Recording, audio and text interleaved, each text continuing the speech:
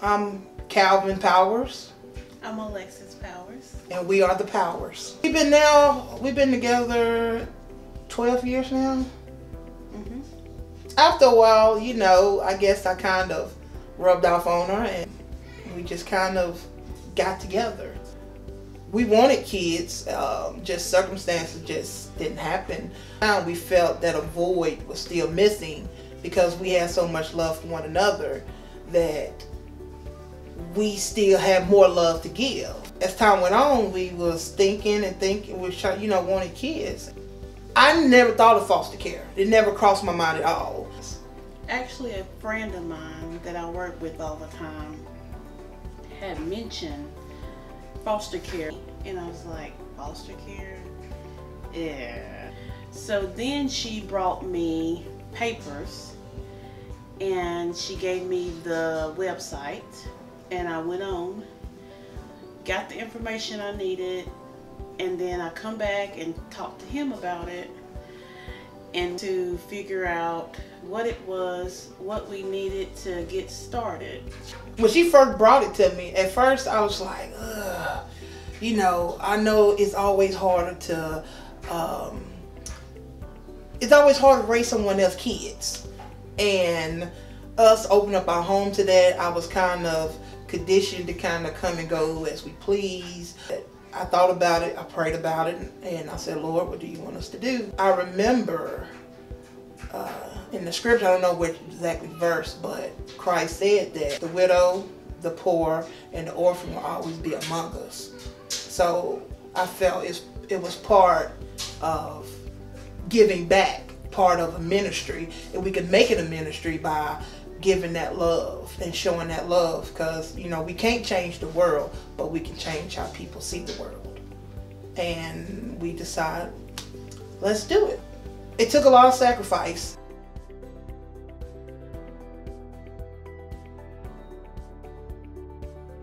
There was 12 classes, so it took us 12 weeks. Then we had to do the CPR certification, water safety, First aid, home visit, home inspection. Yeah, home inspection, and we had to buy all the material to qualify our home, which was a fire extinguisher, plug-in covers, carbon dioxide detector, and smoke alarms had to work. And there was regulations with the bedrooms, and if we accepted any infants, there was regulations on the crib.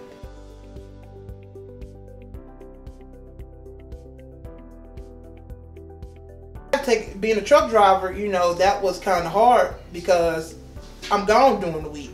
So thankfully, the job that I work, they understood what I was doing, and they was able to get me home during the week, because that's when I'm usually gone. But they was able to accommodate me, which we took a hit on it, but I was like, you know, because we didn't have anything. We didn't have anything for us kids-wise, no beds, clothes, all that. So they don't pay us for it or anything like that. So we had to get everything from scratch.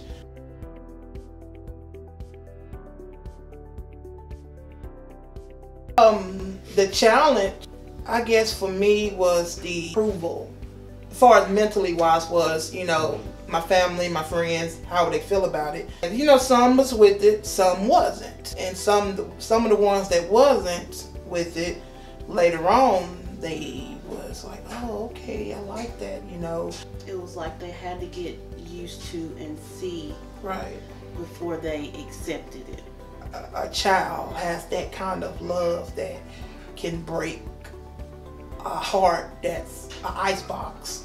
Just the warmth, just the see, the feel of that child, because that child, even though you're not with it, it wants to hug you, and after that you just want to love on it all the time. But there's different challenges with different kids, because you can get one child that's open to you and fit right in. Yes. But then there's this other child that comes through the door that's scared and been abused. They hold back. and it takes some time to open up and accept you where you can actually help them. I guess the first case is always the hardest. You know, we were sleeping and it was what, 2 o'clock in the morning? Yes. And we just screamed to the top of the lungs, and I was like, Lord, I need strength, because I don't know because we both had to get up the next morning and go to work. It's the love of God and the love for kids that kept us going. For me, the most hardest part, I say now, is when they leave. They be with us so long, and we give them that love, that agape love, that because we can't say, okay, we can't have a boundary of love when they come, because that's not how it's supposed to be. We give them that full love and that abundance of love. So when that time comes for them to leave, it's hard. It's hard because you feel like one of your own is gonna be gone. But we had to know it ain't about us, it's about them. The best we can do was go on to the next case, because we know that even though they're gone and we're going to miss them, we know that it's other kids that we can minister to, and if we can reach one out of the kids we have done our job.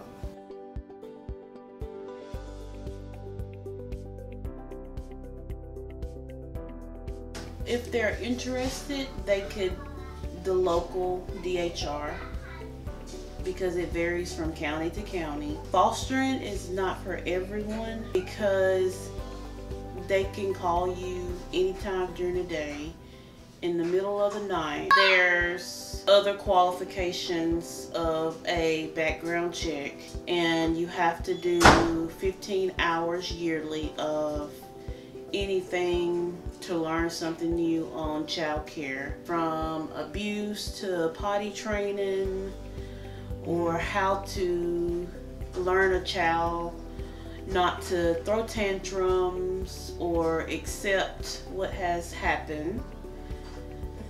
Yes. It just goes on and on. When that kid comes into your care, 9 times out of 10 is something traumatizing, because any kid that's being, I hate to say it, taken away from all they know to something new, is hard on them. Every kid shows that differently.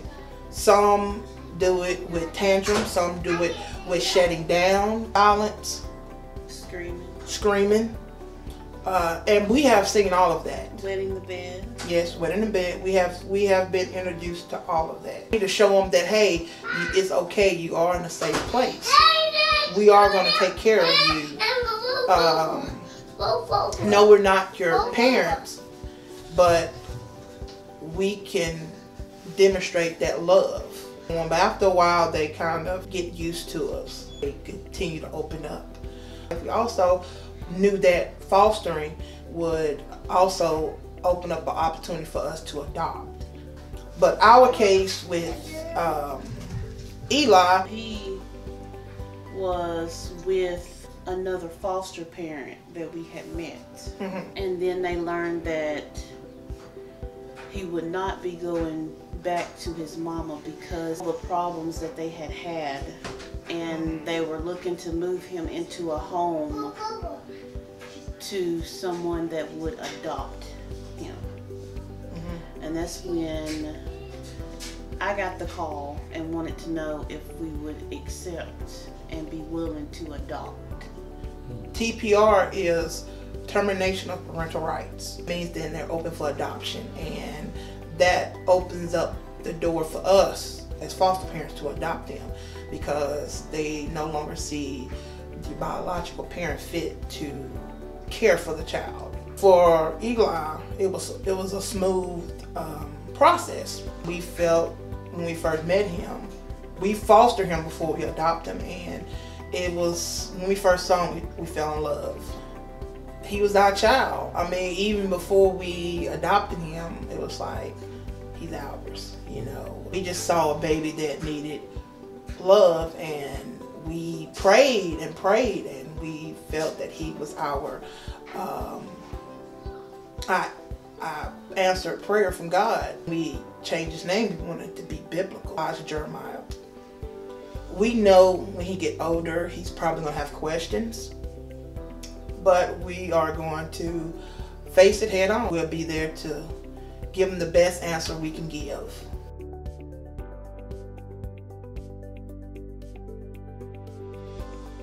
The joy of it is knowing that you're able to help them mentally and physically to overcome what they've been through, from abuse to starvation, to know that you give them the comfort of that you will always be there for them and you won't leave them somewhere and just come back and check on them whenever you think about them.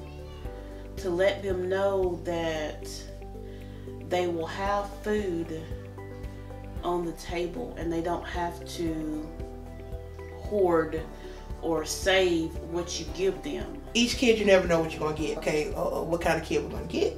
You know, are we going to get a kid that's loud or a kid that's quiet? And once we get them out of that little shell that they're in, it's like, man, it's just downhill from there. As you can see, the ones that we have now, they have they moments of quietness and shyness, but once they felt that safeness, that love, that hey, it's okay, I can let who I am out, I can show who I am. Almost like when they leave, they don't want to leave.